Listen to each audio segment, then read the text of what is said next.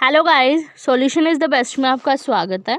आज मैं आपके साथ डिस्कस करने वाली हूँ BA programme third semester history of India 1200 to 1550 का जो काल रहा था उसमें क्या क्या चेंजेस आए थे उसके बारे में। इससे पहले मैंने फर्स्ट चैप्टर की वीडियो मैंने आपके लिए बनाई थी जिसमें आपको स्रोतों का सर्वेक्षण करना था, क्योंकि ये जो काल रहा था मध्यकालीन भारत का जो काल रहा था वो 1200 से लेकर 1550 तक का था।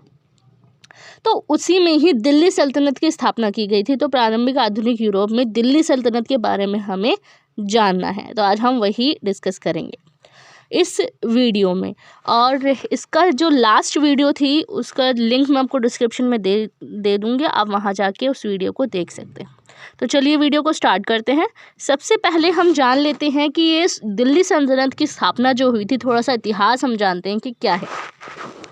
सबसे पहले जो है गुलाम वंश मुस्लिम राज जब हुआ था दिल्ली सल्तनत पर, मतलब कि दिल्ली में जो राज चला था 1200 से लेकर 1290 तक का जो काल रहा था वो गुलाम वंश का रहा था।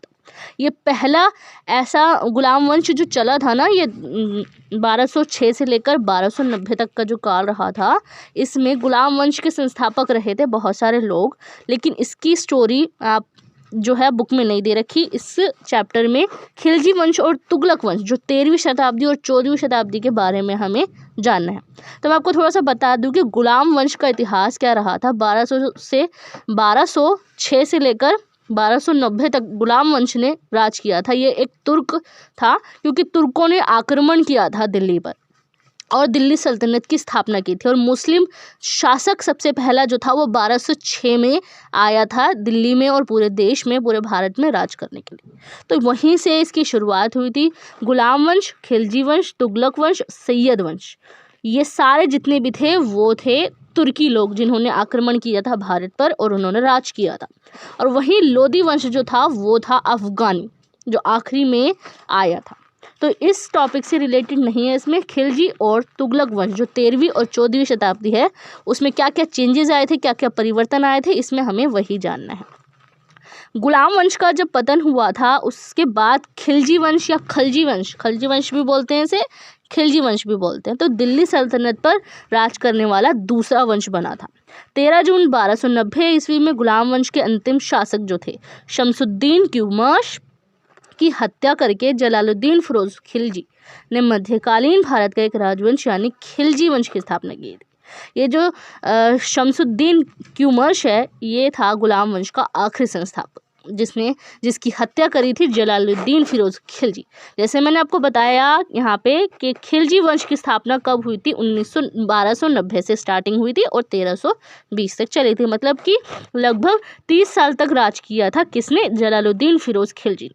ये पूरा है सीक्वेंस में मैं आपको बता रही हूँ कि क्या क्या रहा था इसमें। सबसे पहला जो था जलालुद्दीन फिरोज खिलजी था जिसने खिलजी वंश की स्थापना की थी, जिसके बाद से इस वंश ने दिल्ली की सत्ता पर 30 साल तक शासन भी किया था। कुल 5 शासकों द्वारा शासन किया गया था जिनके बारे में नीचे विस्तार से बताया गया। मैं आपको बताती हूँ कि जो 5 शासक रहे थे कौन कौन से रहे थे। तो इन खिलजियों ने कुछ ही समय में खुरासान की जंगली संस्कृति, अफगानी संस्कृति, गजनवी की सामाजिक परंपराओं को अपना भी लिया था। और इनके दरबार में अलग अलग संस्कृतियों के लोग जैसे फारसी, भारतीय, अरबी और तुर्की मूल के लोग भी इसमें इन्वॉल्व थे। मतलब कि फारसी भाषा भी बोली जाती थी, भारतीय भाषा भी बोली जाती थी, अरबी भाषा के लोग भी इसमें इन्वॉल्व थे और तुर्की भाषा के लोग भी इसमें इन्वॉल्व थे। अब खिलजी वंश के इतिहास में एक और महत्वपूर्ण घटना ये भी थी कि इस वंश द्वारा सत्ता स्थापित करने को क्रांति कहा जाता है। ऐसा इसलिए क्योंकि ये जो वंश था किसी खलीफा की स्वीकृति से नहीं बल्कि अपनी तलवार के बल पर सत्ता में आए थे। मतलब ये जो वंश की स्थापना हुई थी सबसे पहले 1206 में जब वंश की स्थापना हुई थी, इन्होंने अपने तलवार के बल पर ही, मतलब कि लड़ाई करके बहुत ज़्यादा उसके बाद ही जाके ये सत्ता में आए थे। किसी की जो है स्वीकृति से नहीं आए थे, किसी ने कोई परमिट नहीं दिया था इन्हें इस पर राज करने के लिए, लेकिन इन्होंने लड़ाई झगड़ा करके युद्ध लड़के ही देश के शासक बने थे। और इस वंश के सत्ता में आने के बाद कई प्रशासनिक उपाय भी लागू किए गए थे। अब जो खिलजी वंश का शासनकाल था वो दिल्ली सल्तनत पर सबसे कम समय तक रहा था, इसलिए दिल्ली सल्तनत के सबसे छोटे वंश के नाम से भी जाना जाता है। अब ये जो खिलजी वंश रहा था वो सिर्फ मिनिमम जो है वो 30 सालों तक रहा था, इसलिए इसे सबसे छोटे वंश के नाम से भी जाना जाता है। दिल्ली सल्तनत में कम समय रहे थे ये। और खिलजी वंश के प्रमुख शासन और उनकी उपलब्धियां क्या है? सबसे पहले जो थे 1290 से लेकर 1296 ईस्वी तक इन्होंने राज किया था। इट मीन्स कि 6 सालों तक इन्होंने राज किया था जलालुद्दीन खिलजी ने। अब अलाउद्दीन खिलजी जो थे इन्होंने भी जो है 1296 से लेकर 1316 ईस्वी तक इन्होंने राज किया था। ये मैंने पूरा आपको सीक्वेंस में बता दिया है कि कब कब इन्होंने राज किया था। तो जलालुद्दीन खिलजी जो थे जिन्होंने 6 साल तक राज किया था। अब गुलाम वंश के शासन को समाप्त करके जलालुद्दीन फिरोज खिलजी 1290 ईस्वी में खिलजी वंश की स्थापना भी की थी और इन्होंने 6 साल तक राज भी किया था। और जिस समय जब जलालुद्दीन खिलजी थे उन्होंने खिलजी वंश की स्थापना करी थी, उस समय उनकी आयु 70 वर्ष की थी। दिल्ली की राजगद्दी पर वह केवल 6 वर्ष के लिए ही शासन कर पाए और मूल रूप से फिरोज के नाम से जाने जाने वाले जलालुद्दीन ने अपना करियर मामलुक राजवंश के एक सैनिक के रूप में भी इन्होंने शुरू किया था। मामलुक राजवंश जो है एक बहुत बड़े राजवंश थे, उन्होंने एक सैनिक के रूप में इन्होंने फिर अपना करियर यहाँ पे बनाया था 6 साल राज करने के बाद, जिसके बाद वह सूबेदार बने और इसके बाद सुल्तान जैसे एक महत्वपूर्ण पद तक पहुँचे थे। अब जलालुद्दीन खिलजी जो थे उनके शासनकाल की सबसे बड़ी उपलब्धि ये थी देवगिरी की विजय थी। देवगिरी की विजय मतलब कि देवगिरी जगह का नाम है जहाँ पे इन्होंने कब्जा किया था, वहाँ पे राज किया था इन्होंने। और इस उपलब्धि के पीछे सबसे बड़ा हाथ उनके भतीजे अलाउद्दीन खिलजी का था। अलाउद्दीन खिलजी जो थे वो थे जलालुद्दीन खिलजी के भतीजे। इससे खुश होकर जब सुल्तान जलालुद्दीन फिरोज शाह खिलजी अपने भतीजे अलाउद्दीन खिलजी को बधाई देने के लिए गए थे, तब अलाउद्दीन खिलजी ने सुल्तान जलालुद्दीन खिलजी की हत्या कर दी थी और 22 अक्टूबर 1996 ईस्वी में दिल्ली सल्तनत की बागडोर अपने हाथों में ले ली थी। अब क्या हुआ था कि जो जलालुद्दीन खिलजी थे, उनका भतीजा अलाउद्दीन खिलजी था। अपने भतीजे को बधाई देने के वजह से ही वो गए थे उनसे मिलने के लिए और अलाउद्दीन खिलजी ने ही उनकी हत्या कर दी थी और दिल्ली सल्तनत की बागडोर संभाली थी। इसलिए वो 6 साल तक ही विराजमान रह पाए थे। अब बात आती है अलाउद्दीन खिलजी की। अब 1296 से लेकर 1316 ईस्वी तक इन्होंने राज किया था। इसका मतलब ये सिर्फ जो है 20 सालों तक राज कर पाए थे दिल्ली सल्तनत में। अब खिलजी वंश का दूसरा शासक अलाउद्दीन खिलजी बना और अपने चाचा की हत्या के बाद वो खिलजियों के सिंहासन पर विराजमान हुआ। सुल्तान बनने के बाद अपनी शक्ति को मजबूत करने के लिए अलाउद्दीन ने फिरोज खिलजी के पूरे परिवार की हत्या कर दी थी। अपने शासनकाल के दौरान अलाउद्दीन ने कई महत्वपूर्ण कार्य भी किए थे और अपने वंश का सबसे प्रमुख शासक भी बना था। वह दक्षिण भारत पर जीत हासिल करने वाले भारत के पहले मुस्लिम सुल्तान भी बने थे। अब जो है इन्होंने दक्षिण भारत पर भी जीत हासिल की थी और सबसे पहले मुस्लिम सुल्तान भी वो बने थे। अपनी क्रूरता के लिए मशहूर अलाउद्दीन ने अपने शासन के दौरान हिंदुओं पर भूमि कर, चारागाह कर, चुनाव कर तथा घर घर मतलब कि जो हाउस टैक्स होता है, ये सब जितने भी थे, चरागाह कर, चुनाव कर, भूमि कर, ये सब क्या थे वो इन्होंने हिंदुओं पर लागू कर दिए थे इसने। ये क्योंकि ये जो था सबसे ज़्यादा क्रूर रहा था शासक। जब इसकी टाइमिंग आई थी, ये 20 साल तक जो राज किया था देश पर, ये बहुत ज़्यादा क्रूरतापूर्वक लोगों पे बहुत ज़्यादा अत्याचार करता था। उसके बाद आता है शहाबुद्दीन उमर खिलजी जो 1316 ईस्वी में ये बने थे। अलाउद्दीन खिलजी की मृत्यु के बाद मलिक काफूर ने सुल्तान बनने के लिए एक षड्यंत्र रचा था। उसने शहाबुद्दीन उमर खिलजी अलाउद्दीन खिलजी के पुत्र अलाउद्दीन खिलजी जो है उसके पुत्र मतलब कि बेटा, उसको खिलजी वंश का तीसरा शासक बना दिया था, क्योंकि ये जो है मलिक काफूर ये अपने अंडर में वर्क करवाना चाहता था शहाबुद्दीन को, तो इसीलिए ही शहाबुद्दीन उमर जो था वो 1316 में नाबालिग के रूप में भी सिंहासन पर विराजमान हुआ था। जो 1316 में मतलब कि 1316 में ये ईस्वी में ये सिंहासन पर विराजमान हुआ था और ये अंडर एज था, बहुत ज़्यादा कम उम्र का था। और लेकिन वह एक कठपुतली सुल्तान था क्योंकि सुल्तान की शक्तियाँ किस पर थी? मलिक काफूर के हाथ में थी। अब क्या हुआ कि कुतुबुद्दीन मुबारक खिलजी, इसकी टाइमिंग आई थी 4th नंबर पे। ये 4 सालों तक विराजमान रहा था। 35 दिन तक सत्ता संभालने के बाद, क्योंकि जो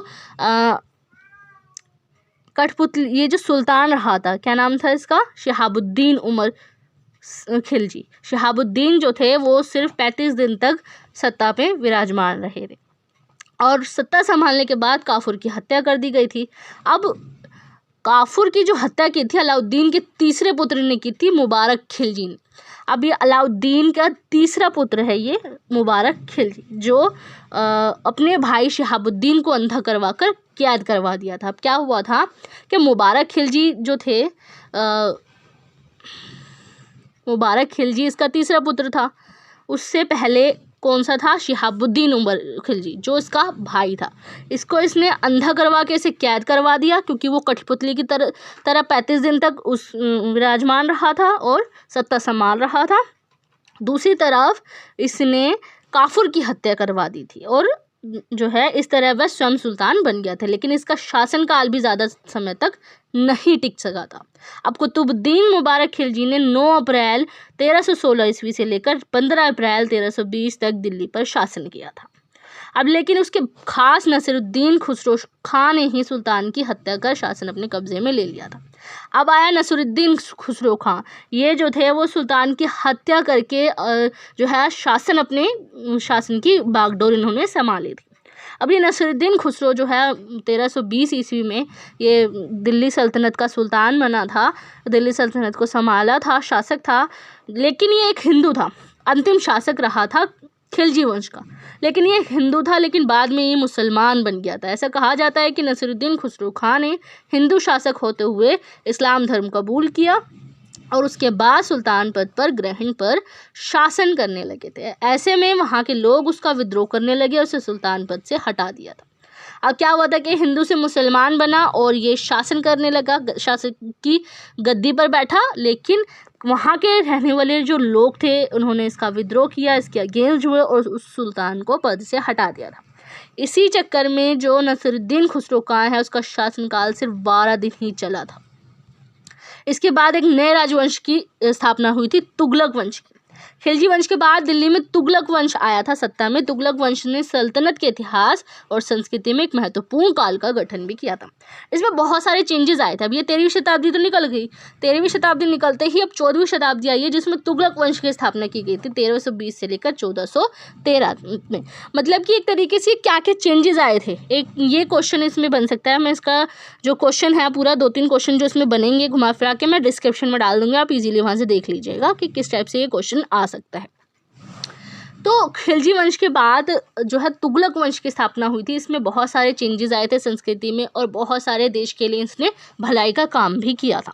कारखानों या फैक्ट्री की स्थापना के कारण जहां आर्थिक जीवन में तेजी आई थी, वहीं नहरों के निर्माण से कृषि सिंचाई की सुविधा भी प्राप्त हुई थी। अंतर्देशीय और समुद्री व्यापार में वृद्धि हुई और शहरीकरण की प्रक्रिया भी तेज हो गई थी और शहरी केंद्र, स्कूल, मस्जिद, सार्वजनिक भवनों का भी प्रसार हुआ था। ये जो तुगलक वंश आया था उसमें बहुत ज़्यादा व्यापार में वृद्धि हुई, शहरीकरण की प्रक्रिया भी तेज हुई थी, बहुत ज़्यादा स्कूल, मस्जिद वगैरह ये सब सार्वजनिक भवन जो थे वो उसका भी प्रसार इसमें हुआ था। अब बात करते हैं तुगलक वंश के महत्वपूर्ण शासक के। अब ये जो संक्रमण हुआ था, इट मीन्स कि जो ये तुगलक वंश की स्थापना हुई थी, खिलजी वंश से तुगलक वंश में किस तरीके से ये कन्वर्ट हुआ, किस तरीके से ट्रांसफॉर्म हुआ, इट मीन्स कि तुगलक वंश में किस तरीके से संक्रमण हुआ था, ये शासक वर्ग ने किस तरीके से शासन किया था, किस किस टाइम में और क्या क्या किया था इन लोगों ने, तो ये सब मैंने आपको इसमें बता रही हूँ। अब तुगलक वंश जो है उसकी महत्वपूर्ण शासक है गयासुद्दीन तुगलक, जो सबसे पहला गाजी मलिक जो है तुगलक वंश का संस्थापक गाजी मलिक था। तुगलक वंश का सबसे पहला जो संस्थापक था तुगलक वंश का वो गाजी मलिक था, जो 1320 ईस्वी में गयासुद्दीन तुगलक के रूप में सिंहासन में बैठा था। अब कुछ समय शासन करने के बाद 1325 ईस्वी में उसकी मृत्यु हो गई। उसका पुत्र मोहम्मद बिन तुगलक जो था वो गद्दी पर बैठा था। तुगलक के अधीन दिल्ली सल्तनत और अधिक सुदृढ़ हो गई थी और कई बाहरी क्षेत्रों को सल्तनत के सीधे नियंत्रण में लाया गया था। उन्होंने तुगलकाबाद के किले वाले शहर का निर्माण भी किया, जो राजधानी और रक्षा के लिए बनाया गया एक मजबूत भी किला था। तुगलकाबाद का किला जो है तुगलकाबाद एक जगह का नाम है, दिल्ली के पास ही है। तो उस किले वाले शहर का निर्माण भी किया था, जो राजधानी को और रक्षा के लिए बनाया गया एक मजबूत किला भी माना जाता है उसे।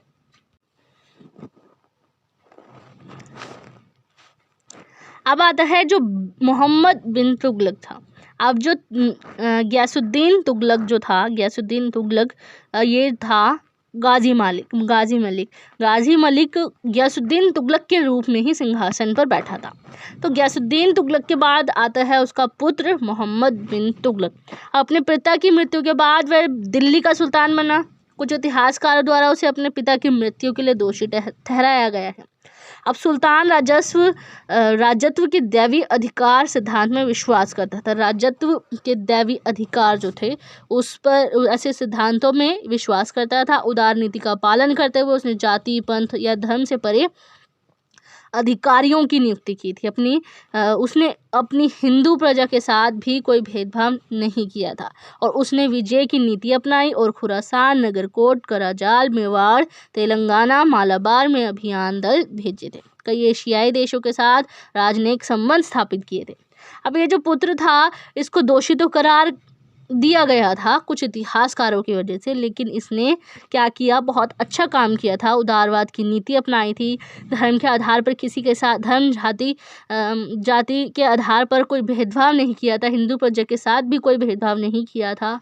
यहाँ तक कि ये जो विजय की नीति अपनाई थी, इट मीन्स कि सक्सेसफुल बनाना है, पूरे देश को अच्छे से चलाना है, इसीलिए ही इस नीति को अपनाया। बहुत सारे जो जगह के नाम हैं, कराजाल, मेवाड़, तेलंगाना, मालाबार, इसमें अभियान दल भेजे थे। कुछ ऐसे एशियाई देश थे जिसके साथ राजनयिक संबंध भी स्थापित किए थे। उसका साम्राज्य मध्यकालीन सुल्तानों में सबसे व्यापक रहा था। मध्यकालीन सुल्तानों में सबसे ज़्यादा व्यापक रहा था। उसने बेगमपुरी मस्जिद के साथ साथ जहांपना का शाही निवास भी बनवाया था।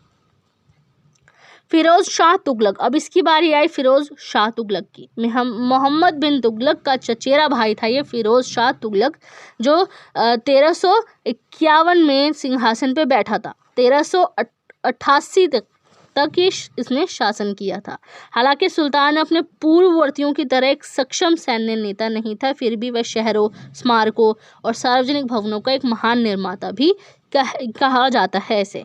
जैसे कि एक तरीके से पूर्ववर्तियों की तरह, मतलब पहले के जो सुल्तान थे उनकी तरह एक सक्षम सैन्य नेता तो नहीं था ये।